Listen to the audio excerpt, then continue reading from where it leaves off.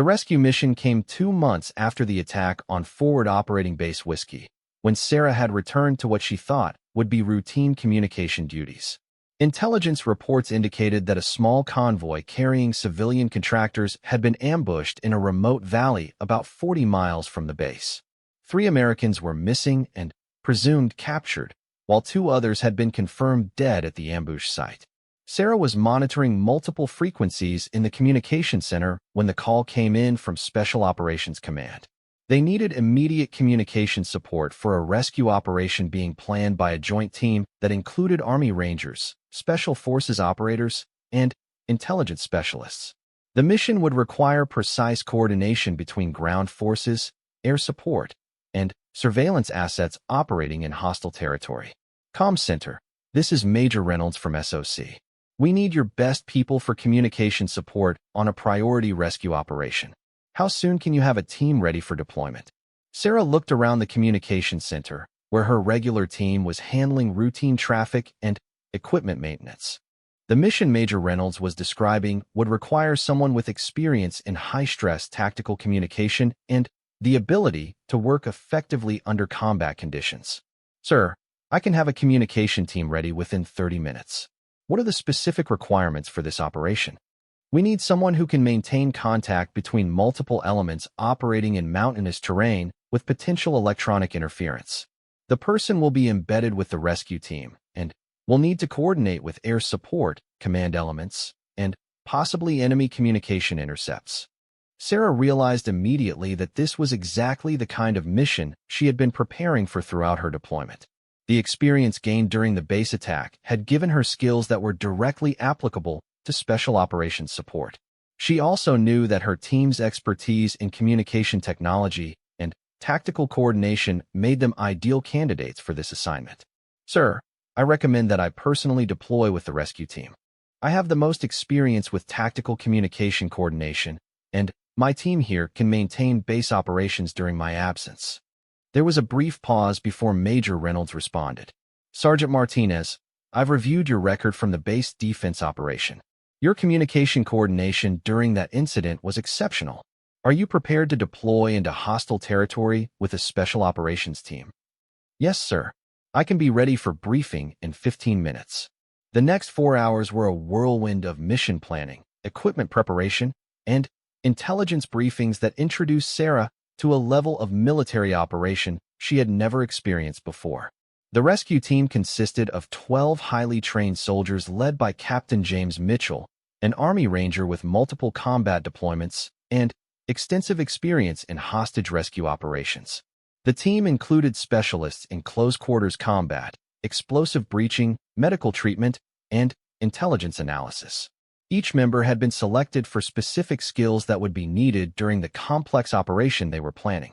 Sarah's role was to serve as the communication link between all elements of the mission and to ensure that coordination remained effective throughout the operation. The intelligence briefing revealed that the captured contractors were being held in a compound located in a valley controlled by a well-armed insurgent group. The compound was defended by an estimated 20 to 30 fighters and was located in terrain that made direct assault extremely difficult. The rescue would need to be conducted at night using surprise and overwhelming force to minimize casualties among both the rescue team and the hostages. Captain Mitchell outlined the operational plan during a detailed briefing that demonstrated the level of precision required for special operations missions. The team would insert by helicopter at a landing zone approximately 3 miles from the target compound. They would then move overland using night vision equipment and stealth techniques to approach the compound undetected. Sergeant Martinez, Captain Mitchell addressed Sarah directly. Your role will be critical to mission success. You'll need to maintain contact with our command element, coordinate with air support assets, and provide communication support for the assault team. Any breakdown in communication could result in mission failure or friendly casualties. Sarah nodded, understanding the weight of responsibility being placed on her shoulders. The lives of the captured contractors, as well as the safety of the rescue team, would depend partly on her ability to maintain effective communication in a challenging environment. The equipment she would carry included advanced radio systems designed specifically for special operations, satellite communication devices that could maintain contact even in mountainous terrain, and electronic warfare equipment that could intercept and jam enemy communications. The total weight of her communication gear was nearly 60 pounds, in addition to her personal weapons and protective equipment. Training for the mission began immediately with rehearsals that simulated the conditions they expected to encounter during the actual operation. Sarah practiced setting up communication equipment in darkness, maintaining radio contact while moving through difficult terrain, and coordinating between multiple elements simultaneously. The level of precision and teamwork required was unlike anything she had experienced in her previous military training. The rescue team members were impressive in their professionalism and expertise. Each soldier demonstrated capabilities that went far beyond standard military training, with specialized skills developed through years of experience in the most demanding military operations. They moved with a quiet confidence that came from extensive training and combat experience. Captain Mitchell took time to brief Sarah on the specific communication challenges they would face during the mission. The mountainous terrain would interfere with some radio frequencies, requiring careful selection of communication channels and backup plans for maintaining contact. The enemy forces in the area were known to monitor military radio traffic and might attempt to jam or intercept their communications. The key to success in this type of operation is redundancy and adaptability, Captain Mitchell explained. We need multiple ways to communicate with each element of the mission, and we need to be prepared to change our communication plan instantly if circumstances require it. Sarah spent the evening before the mission testing and double-checking every piece of communication equipment, creating backup plans for various scenarios, and memorizing the radio frequencies and procedures that would be used during the operation.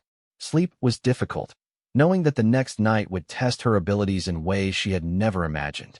The mission launched at 2,200 hours with Sarah and the rescue team boarding a specially modified helicopter that had been equipped for covert insertion operations. The aircraft flew at low altitude using terrain masking to avoid detection, while Sarah maintained contact with the command center and monitored intelligence updates about conditions at the target location. The helicopter insertion went smoothly, with the team landing at the designated zone and immediately beginning their movement toward the target compound. Sarah's first challenge came within minutes of landing, when she discovered that the mountainous terrain was causing more communication interference than expected. She quickly switched to alternative frequencies and adjusted antenna configurations to maintain reliable contact.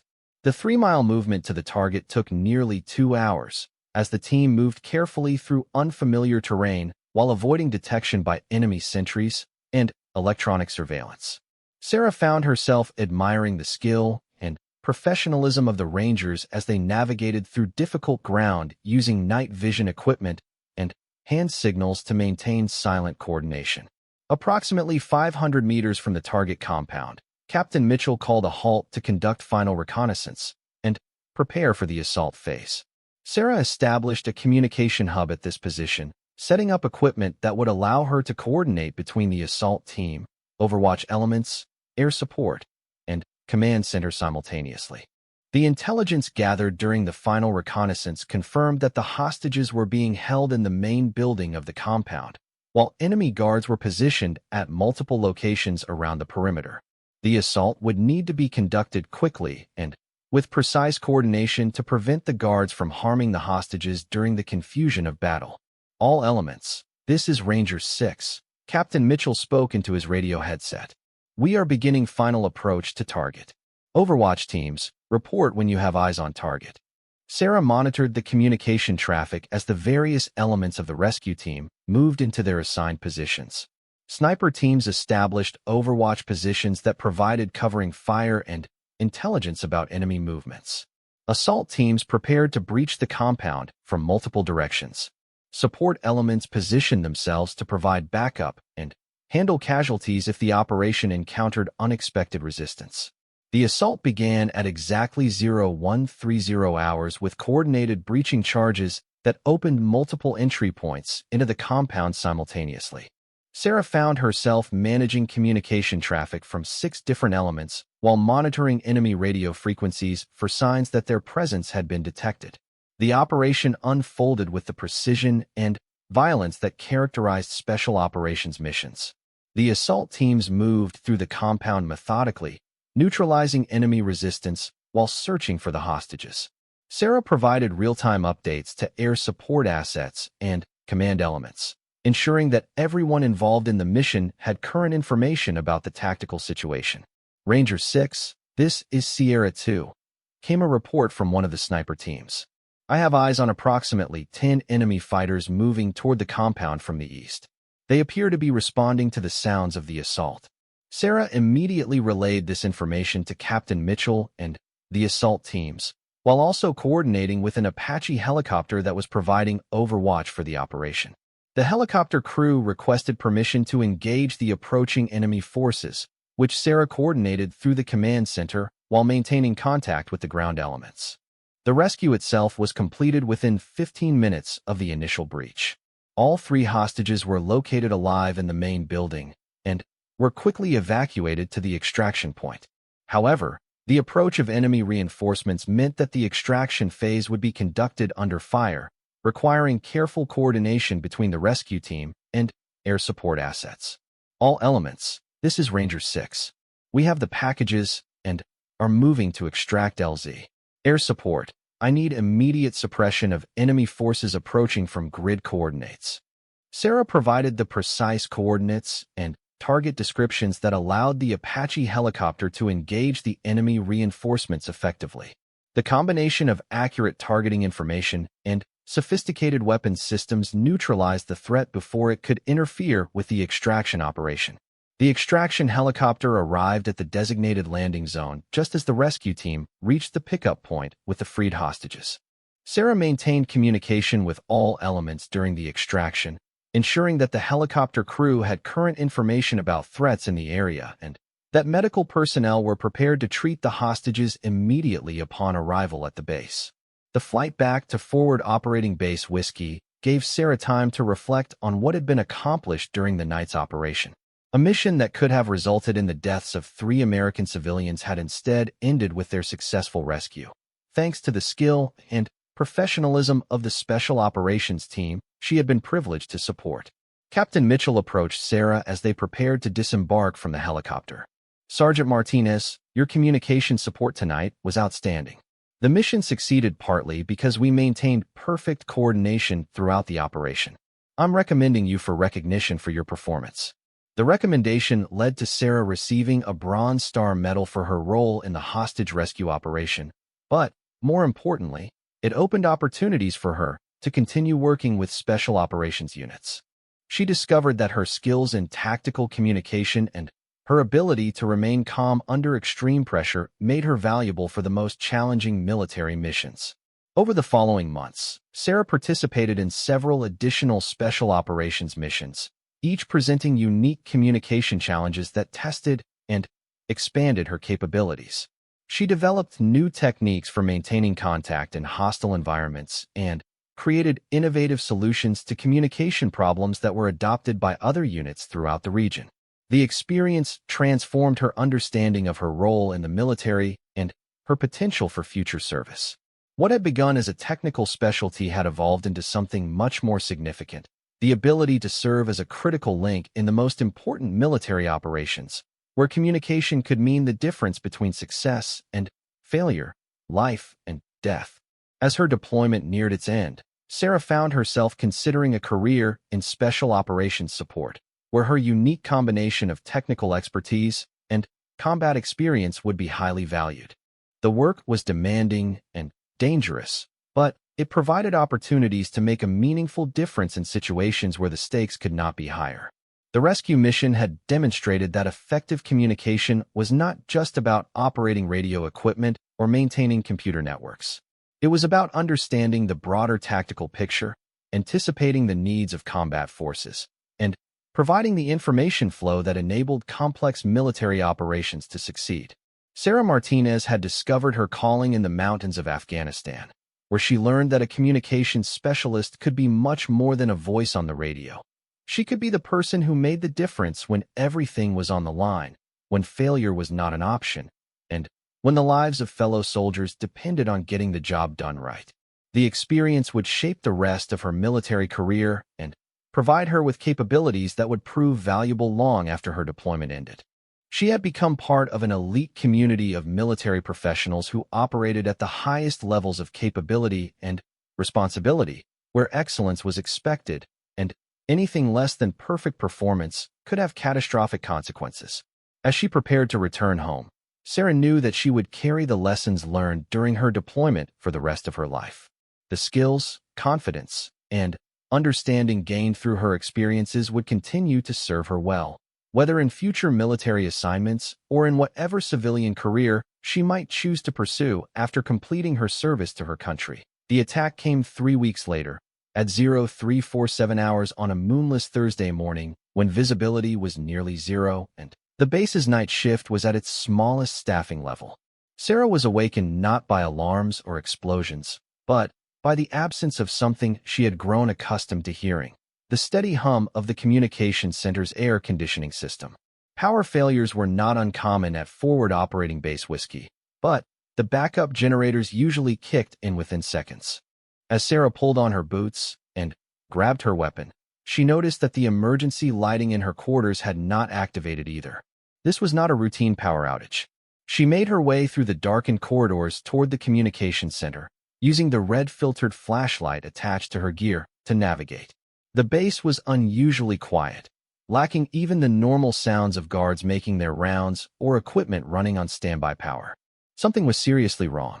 The communications center's emergency lighting was functioning, powered by a dedicated battery system that Sarah had personally installed and maintained. Inside, she found Corporal Williams frantically working to restart the primary radio systems, while Specialist Garcia attempted to establish contact with the guard towers. "What's our status?" Sarah asked, immediately moving to her primary console and beginning her own diagnostic checks. "We lost all power about 10 minutes ago," Williams reported without looking up from his equipment. "Generators aren't responding, and I can't raise anyone on the internal communication system. It's like the entire base has gone dead." Sarah's training and experience told her this was not an accidental failure. Power systems, backup generators, and communication networks did not all fail simultaneously unless someone had deliberately sabotaged them. The base was under attack, and the enemy had begun by isolating them from outside support and internal coordination. "Garcia, keep trying to reach the towers on backup frequencies," she instructed while powering up the satellite communication system using battery power. "Williams, I need you to get our long-range radio operational immediately. We need to contact Regional Command and request immediate assistance." As her team worked to restore their communication capabilities, Sarah began analyzing what they were facing. A coordinated attack that began with infrastructure sabotage suggested a level of planning and capability that went beyond the typical insurgent activities they had encountered. This was something more sophisticated and dangerous. The satellite communication system came online just as the first explosions echoed across the base. Through the reinforced windows of the communications center, Sarah could see muzzle flashes in the distance and the distinctive orange glow of burning vehicles. The attack was coming from multiple directions simultaneously, indicating a well-coordinated assault by a significant force. "Regional Command, this is Whiskey Base Comm Center. We are under attack and require immediate assistance," Sarah spoke into her headset, while simultaneously typing status updates on her computer terminal. "We have multiple hostiles engaging from unknown positions. Power grid compromised. Internal communications down." The response came back immediately, confirming that help was on the way but also revealing the scope of the challenge they faced. The nearest quick reaction force was 30 minutes away by helicopter, and weather conditions were marginal for flight operations. Forward operating base Whiskey was essentially on its own until dawn. "Acknowledged, Whiskey. Apache support is spinning up now. ETA 25 minutes. Can you provide target coordinates?" Sarah looked at her tactical display, which showed mostly empty space where the base's sensor network should have been providing real-time information about enemy positions. Without the primary power grid, most of their sophisticated detection equipment was offline. Negative on specific coordinates at this time. "We're working to restore sensor capabilities now." As she spoke, another series of explosions rocked the base, this time much closer to the communication center. Williams looked up from his equipment with concern. Those sounded like rocket-propelled grenades. They're definitely inside the perimeter. Sarah made a decision that would define the next several hours for everyone at Forward Operating Base Whiskey. Rather than waiting passively for help to arrive, she would use every resource available to turn their communication center into a coordination hub for the base's defense. They might not have normal power or sensors, but they had backup communication systems and the knowledge to use them effectively. Garcia, I need you to establish contact with every individual unit on this base using handheld radios. Find out who's still operational, and give me a picture of what we're dealing with. Williams, start bringing online every backup communication system we have. I want multiple redundant links to regional command and air support. Over the next 15 minutes, a clearer picture of the attack began to emerge through the reports Garcia was collecting from various units around the base. The enemy force was estimated at 50 to 70 fighters, armed with automatic weapons, rocket-propelled grenades, and what appeared to be mortars or recoilless rifles. They had breached the perimeter in at least 3 locations and were advancing toward the center of the base where the most critical facilities were located. The base's defenders were fighting back effectively, but they were hampered by the loss of coordinated communications and the darkness that made it difficult to distinguish between friendly and enemy forces. Several key defensive positions had been overrun, and the enemy was close to reaching the armory and vehicle depot. Sarah realized that the communication center had become one of the most important positions on the base. If they could maintain contact with outside support and coordinate the defensive efforts of the remaining troops, there was still a chance to hold off the attack until reinforcements arrived. Regional Command, Whiskey Comm Center. I have updated status on our situation. We are implementing distributed defense coordination from this position. Request priority routing for all air support communication through our frequency. What Sarah was proposing was highly unusual, using a communication center as a tactical operations center during an active battle.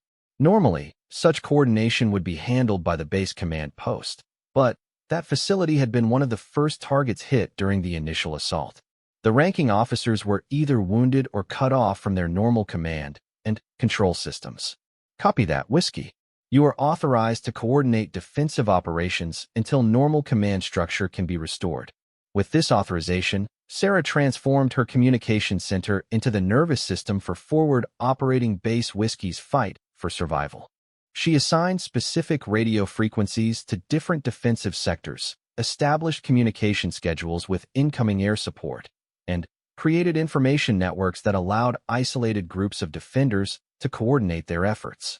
The work required intense concentration and the ability to process multiple streams of information simultaneously.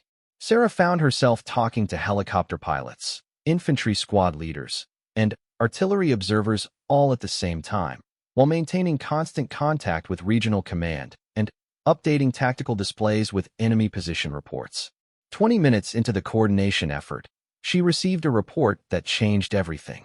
Sergeant Kim, who had been cut off in Tower 2 during the initial assault, managed to establish contact using a backup radio system. Comm Center, this is Kim in Tower 2. I have eyes on approximately 30 enemy fighters moving toward the communication center from the southeast. They appear to be making your position their primary target. Sarah felt her stomach tighten as she realized the implications. The enemy had identified the communication center as a critical node in the base's defense and was moving to eliminate it. Once they lost their coordination capabilities, the remaining defensive positions would be isolated and could be defeated one by one. Kim, how long until they reach our position? At their current rate of movement, maybe 10 minutes. They're being cautious, checking each building as they advance. Sarah looked around the communication center, mentally calculating their options. The facility had been designed to survive indirect fire and provide protection for the sensitive equipment it contained, but it had not been built to withstand a direct assault by infantry forces. The reinforced doors and bulletproof windows would provide some protection, but not for long against determined attackers with explosive charges. Williams, Garcia, we need to prepare this facility for defense while maintaining communications.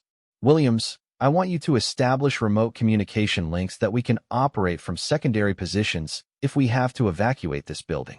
Garcia, help me set up defensive positions at each entrance.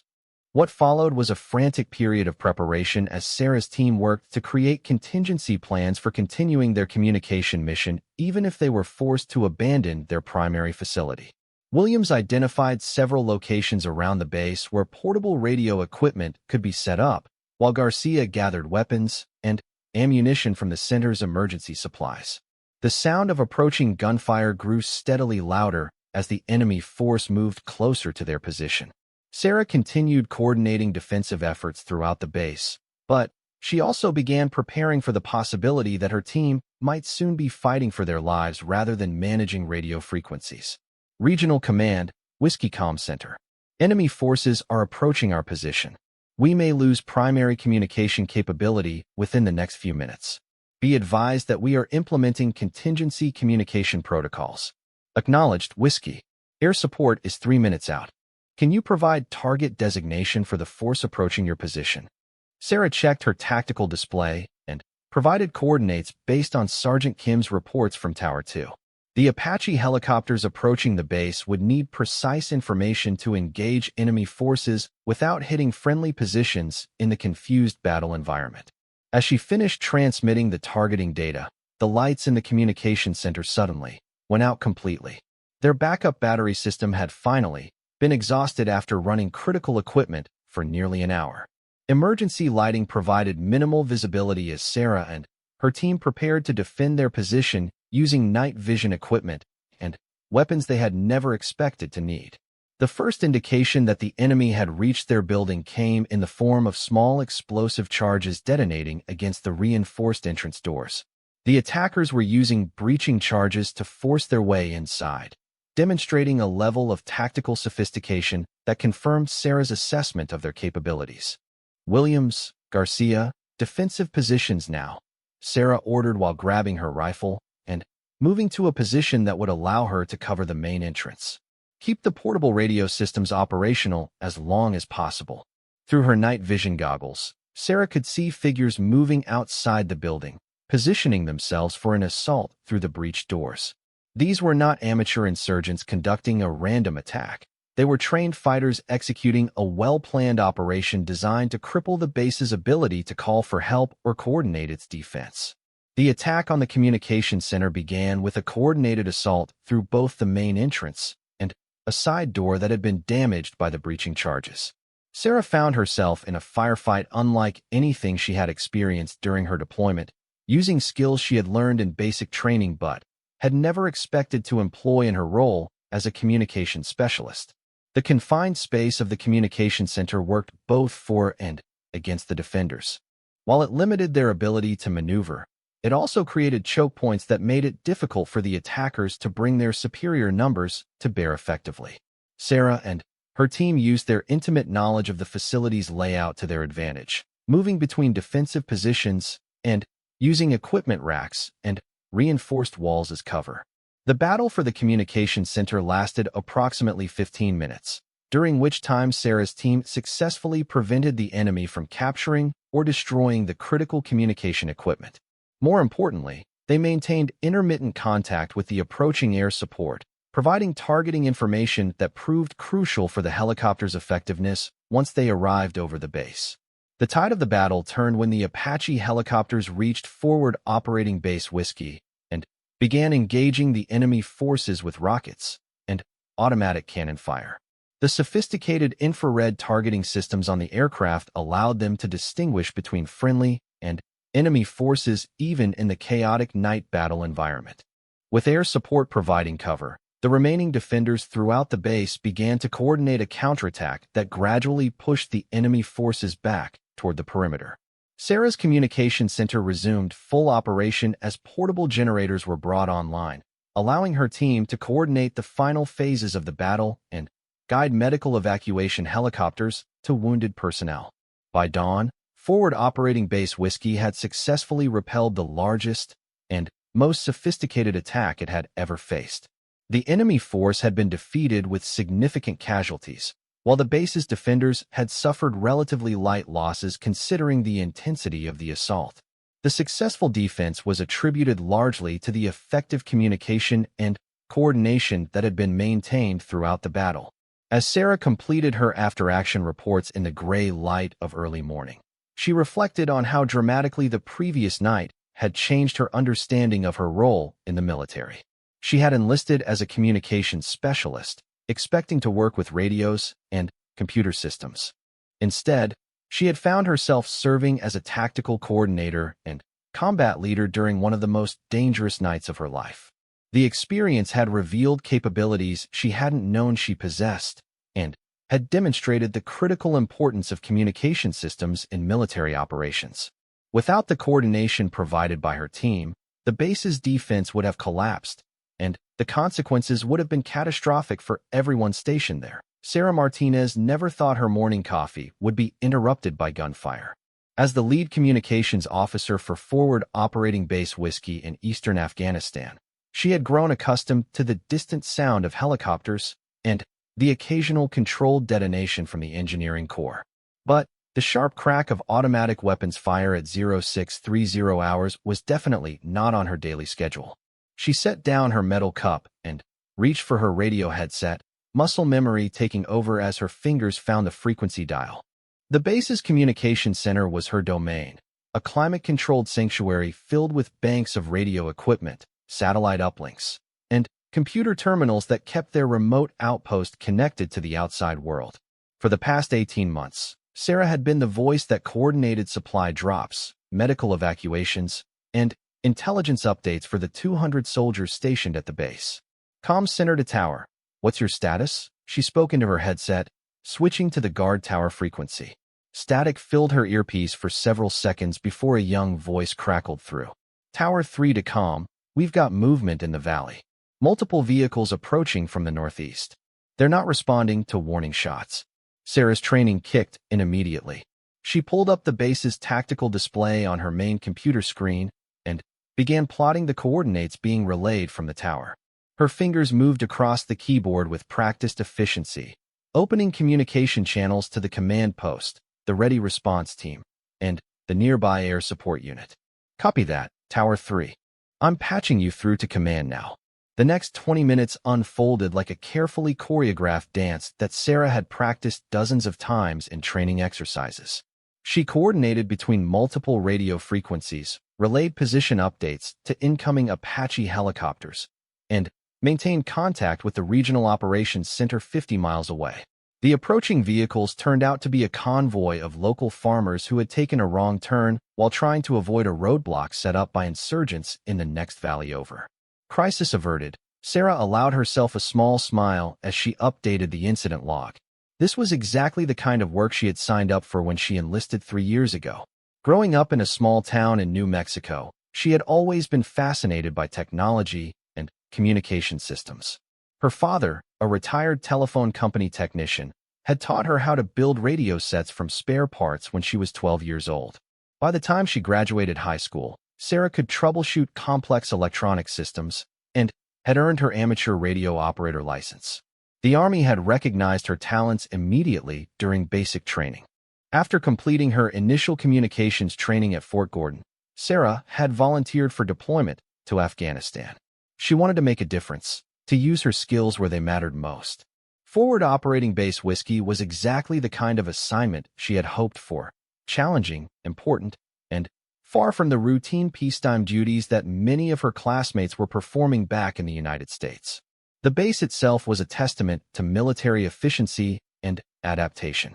Built on a plateau overlooking a strategic valley, it housed everything needed to support extended operations in hostile territory.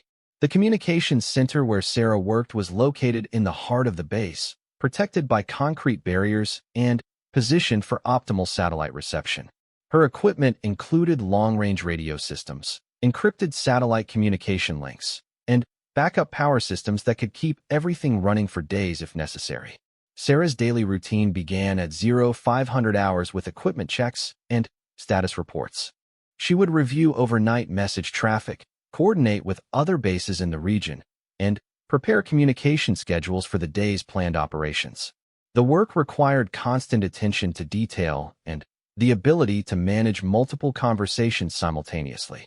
On busy days, she might handle communications for helicopter insertions, supply convoys, and intelligence gathering operations all at the same time. Her team consisted of 4 other communication specialists, each with their own areas of expertise. Private Johnson was their satellite communication expert, capable of establishing data links with units anywhere in the world. Sergeant Kim handled the tactical radio networks that kept the base's patrols in contact during operations outside the wire. Corporal Williams managed the base's internal communication systems and maintained the computer networks that connected them to military databases and intelligence systems. Specialist Garcia was their newest team member, fresh from training and eager to prove himself in a combat environment. The bond between the team members was strong, forged by long hours of shared responsibility and the knowledge that their work directly affected the safety of everyone on the base. They had developed an almost telepathic ability to anticipate each other's needs during high-stress situations. When Sarah called for a frequency change, Johnson's hand would already be reaching for the appropriate control. When Sergeant Kim needed backup power for his radio systems, Williams would be connecting the cables before being asked. This teamwork had been tested numerous times during their deployment. 3 months earlier, they had coordinated communications during a complex operation to evacuate wounded soldiers from an ambushed patrol. Working through a sandstorm that knocked out their primary satellite link, the team had used backup radio systems and relay stations to guide medical helicopters to the pickup site. The operation had saved 4 lives and earned the communications team a unit commendation. Sarah's reputation for reliability and skill had spread throughout the region. Other communications officers would contact her for advice on technical problems or to request assistance with difficult operations. She had developed innovative solutions for common communication challenges, including a way to boost radio signals in mountainous terrain by using the base's water tower as a makeshift antenna booster. Her modifications had been adopted by other bases and incorporated into official training materials. Despite the professional satisfaction she found in her work, Sarah was well aware of the dangers that surrounded their remote outpost. Forward Operating Base Whiskey was located in a region known for insurgent activity, and attacks on military installations were not uncommon. The base's security was maintained by a combination of perimeter defenses, regular patrols, and intelligence gathering operations designed to identify threats before they could materialize.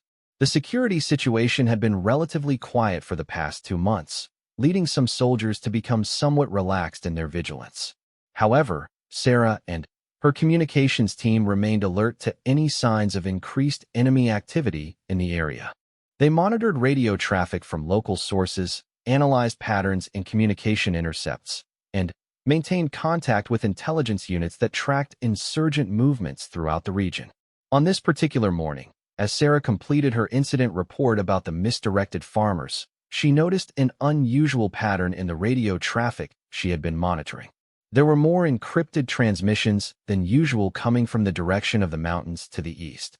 The signals were brief and used frequency patterns that didn't match any of the local military or government forces they regularly worked with. She made a note in her log to bring this observation to the attention of the base intelligence officer during the afternoon briefing. In her experience, even small anomalies in communication patterns could be significant. The insurgent groups operating in the region were known to use sophisticated communication systems, often coordinating attacks through carefully planned radio networks that attempted to avoid detection by military monitoring stations. As the morning progressed, Sarah continued her routine duties while keeping part of her attention focused on the unusual radio activity.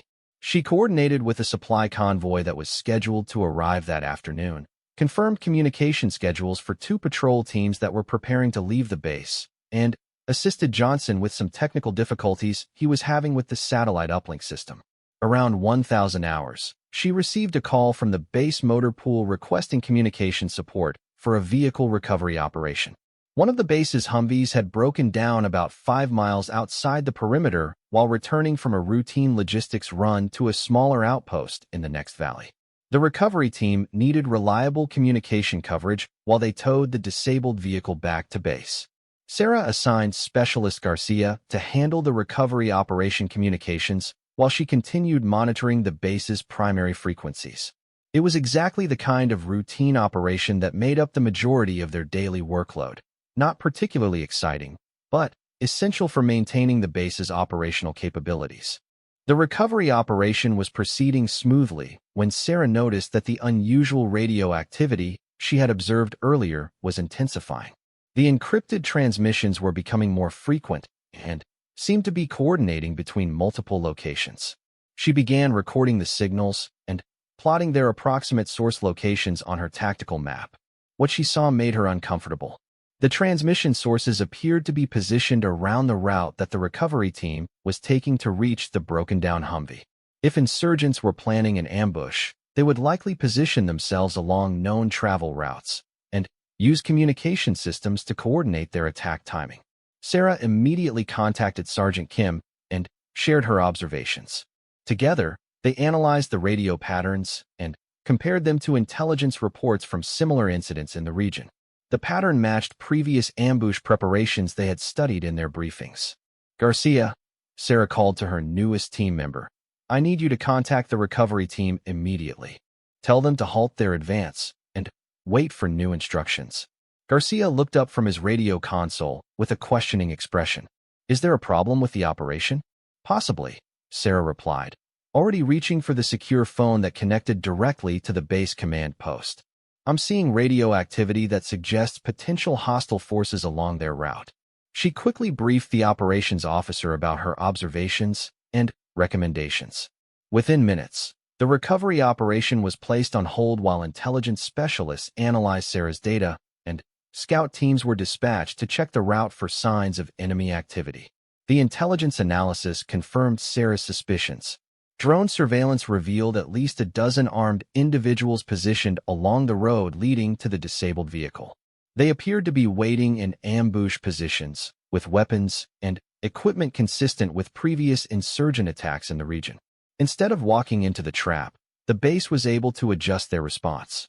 A different route was selected for the recovery operation, and additional security forces were assigned to provide protection. The ambush sites were marked for future action by special operations teams, and the information was shared with other bases in the region to help them avoid similar threats. The incident reinforced Sarah's belief in the importance of her work and the value of paying attention to seemingly minor details. Her ability to recognize patterns in radio communication had potentially saved lives and prevented a significant tactical setback for the base's operations. As the day continued, Sarah reflected on how much her role had evolved since arriving at Forward Operating Base Whiskey. What had begun as a straightforward technical assignment had become something much more complex and meaningful. She wasn't just maintaining communication equipment. She was serving as the nervous system for the entire base, connecting various elements and ensuring that information flowed efficiently to where it was needed most. The responsibility could be overwhelming at times, but Sarah found it deeply satisfying. Every successful operation, every crisis resolved, every life saved through effective communication reinforced her sense of purpose and professional pride. She had found her calling in this remote outpost, using technology and skill to make a real difference in a dangerous world. Her reputation continued to grow as word spread about the ambush that had been avoided through her vigilance. Other communications officers began consulting with her more frequently, and her techniques for monitoring enemy radio traffic were being studied and adopted throughout the region. Sarah was becoming known as someone who could sense trouble before it fully materialized, a valuable asset in an environment where early warning could mean the difference between success and disaster. Despite the professional recognition, Sarah remained focused on the fundamentals of her job. She continued to arrive early each morning for equipment checks, maintained detailed logs of all communication activities, and worked closely with her team to ensure that the base's communication capabilities remained at peak efficiency. The trust that her fellow soldiers placed in her work was something she never took for granted. As evening approached and the day shift prepared to transition to the night crew, Sarah completed her final status reports and briefed her replacement on the day's events. The unusual radio activity had subsided after the planned ambush failed to materialize, but She made sure that the night shift would continue monitoring for any resurgence of suspicious communications. Walking back to her quarters, Sarah paused to look out over the valley below the base. Somewhere out there, people who wanted to harm her and her fellow soldiers were planning their next move. But here, in this small fortress of technology and determination, she and her team stood ready to detect their plans and protect the lives of everyone who depended on their skills. Tomorrow would bring new challenges and new opportunities to prove the value of expert communication support in military operations. Sarah looked forward to whatever tests lay ahead, confident in her abilities and in the strength of the team she had helped to build. The work was demanding and often dangerous, but it was exactly where she belonged.